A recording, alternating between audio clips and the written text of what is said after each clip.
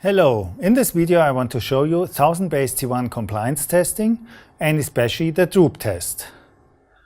For the droop test you need to have the DUT that's capable for 1000BASE-T1 of course.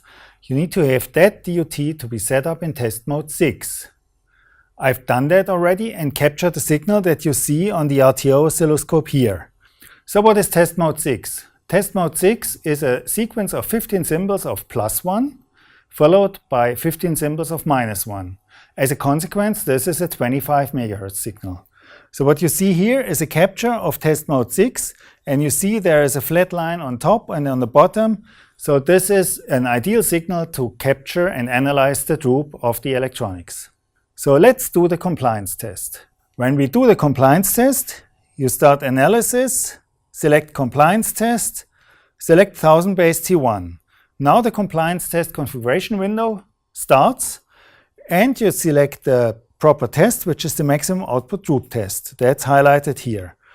On the right side you see the configuration of that test. So you see if you capture that single-ended or differential, you can adjust average counting as well as the HD mode.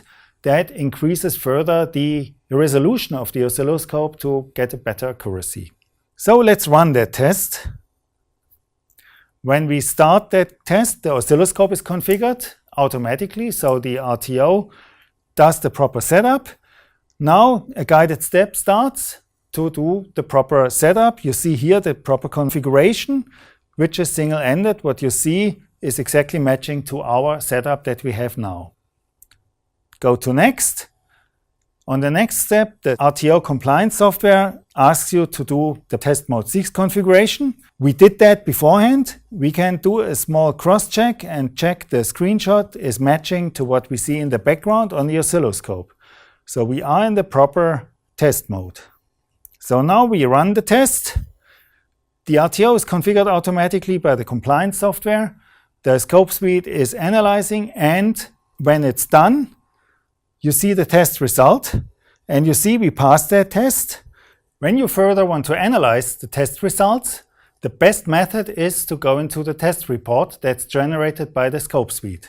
To do that, press Show Report, and the PDF is generated and started. When you look into the test report, you see you get the general information, you get an overview of the test results in the test summary, and on the next pages you get the test details.